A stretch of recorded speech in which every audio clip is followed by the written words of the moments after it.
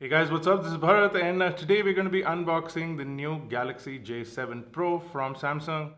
Now, they announced this phone a while back with the Max, but now it's gone on sale. It's for 20,900 rupees. So, if you guys are interested in checking out this device, I'll leave a link in the description below.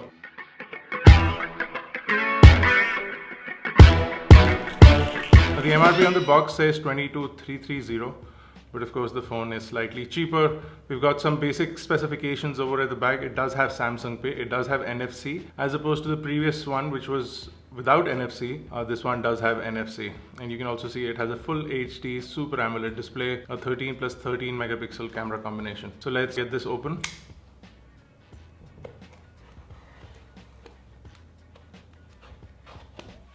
So as with all Samsung devices, this one too has an Indian SIM card only warning over here.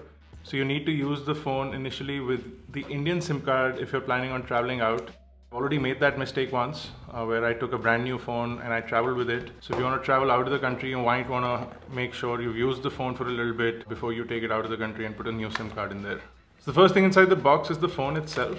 From the front it looks like an S7 without the edge, which is great. For 2017, it's a pretty good design, but you still have a big bezel on the top and the bottom. But the edge of the screen, on either side of the screen, it's pretty less as far as the bezel is concerned. I'm going to turn on the screen and see if there's any more difference, but as far as what it looks like right now, it's pretty good. Over at the back, it's got a metal body this time around, so no plastic whatsoever. And also, it looks more like a Samsung A series device versus a J series device. So they're upping their game in terms of build quality, I guess. If I go further in, there is some documentation. You get a quick start guide in Hindi as well. And then you also have a regional log guide. This talks about the same Indian SIM thing. You also have SAR information. The SAR rating is here. It's 0.355 watt per kilogram. And then you have your warranty card. You also get a SIM ejector tool. It's slightly differently shaped. It now completely looks like a safety pin has been turned around, or a paper clip has been turned around, so it's thin. A standard pair of earphones, not very good quality. Samsung has included these in the past. They're completely plasticky and not nice. If you're looking for a decent headset, you might want to get your own. This will solve your basic purposes of answering calls and all of that. But as far as the quality of the headset is concerned, if you're listening to music for long periods of time, this one will not be it. You also get a standard micro USB cable. Again, it's a bad thing that it's a 20,000 rupee phone, but we still get a micro USB cable. At least should have been a USB Type-C. It's pretty much the norm nowadays, and phones for much cheaper are now available with USB Type-C. You also get a wall charger. Now this is a 5 volt 1.55 amp charger, so it's a relatively fast charger, but not fast enough. It's going to give you 1.5 times the standard, because usually it's 1 amp. This is 1.55 amps. It's also a pretty big charger in comparison to some of the compact chargers that are available now. So that's basically everything from the box. Let's take a look at the device itself. So this is the device. Let me quickly get rid of this plastic.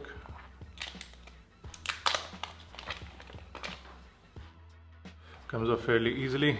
So over at the front you do have a bunch of sensors here, along with a 13 megapixel front facing camera and what appears to be a front facing LED flash.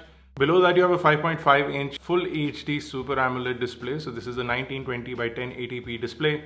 And below that you do have the home button, which does have a fingerprint sensor, and flanked on either side are the multitasking and the back buttons. On the bottom of the device is the main microphone, the USB or the micro USB charging and data syncing port. You also have the 3.5mm headphone jack. Over the right you do get your main power button along with what appears to be the speaker of the device, and then there's nothing on the top except a few antenna lines. And over at the left is where your volume buttons are. You do have your SIM card tray and your micro SD card tray. So you do get dedicated slots for SIM card as well as micro SD cards.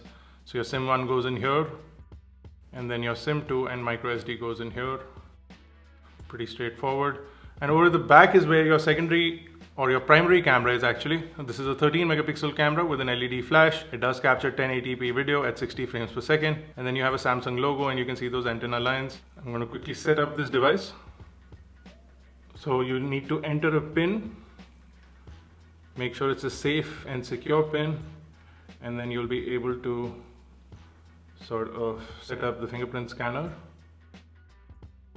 Seems to be a pretty fast scanner. Maybe I spoke too soon.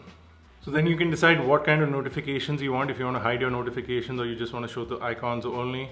to know that you've got a notification, or if you want all the content to show when your screen is locked. So it depends on what kind of privacy you want.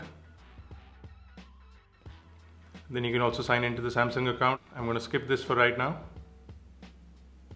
So you get all the settings for Samsung Pay and everything else. You do get briefing, which is Flipboard on the side. If you scroll up, you'll see the new style Samsung interface. It's really clean, not a whole lot going on. You do have these preloaded applications, which are Microsoft apps, which you can disable, but you can't really remove from the phone. So if you're not using OneDrive or PowerPoint, like we don't use PowerPoint, you can simply disable it, but you can't really delete it from the device. So it does take up some of the space. As far as bloatware is concerned, this device doesn't have a whole lot of bloatware going on. You do have that Opera Max, which is also capable of being disabled. And then you do have a bunch of Samsung apps that are related to the device. So you do have S Health. You can also download some Galaxy apps, and the Samsung Members app is here. By default, you're using Samsung apps. So you do have internet, which is a Samsung browser. And it does load up UC News over here. You can also turn on secret mode on this, which is more like incognito, but you can also set up a password for your secret mode in case somebody else tries to access it. So all in all of those things are great. As far as the screen is concerned, it's really nice and vibrant. It is a Super AMOLED display. I'm going to see if I have some more settings for the screen over here. So you can really bump up the brightness. You also have a blue light filter, which you can turn on. Hopefully you can do this as a schedule. So sunrise to sunset is something that they have, or you can set up a custom schedule for a start time, end time. So this is like night shift mode on iOS.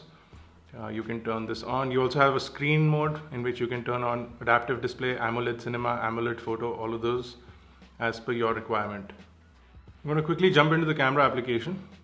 So it's telling me how to use the camera modes and filters and how I can switch between the cameras. So if I come here, I do have camera modes. We do have a bunch of shooting modes, including a pro mode, which only gives me control over ISO and white balance. So it's not really a full pro mode, it's a semi-pro mode. You also have HDR, which is a special mode. It should have been a regular option over there, or an auto HDR should have been an auto. You also have sound in short, which captures a little bit of a clip with a bit of an audio to sort of relive the moment, sort of like live photos. And then you also have your full settings, so you can set up your video size. You can see it's only shooting 1920 by 1080, but it is shooting that at 60 frames per second. Now your picture size is 4:3 is 13 megapixel, but if you want a 16:9, you'll have to dumb down to 9.6 megapixel from the settings over here.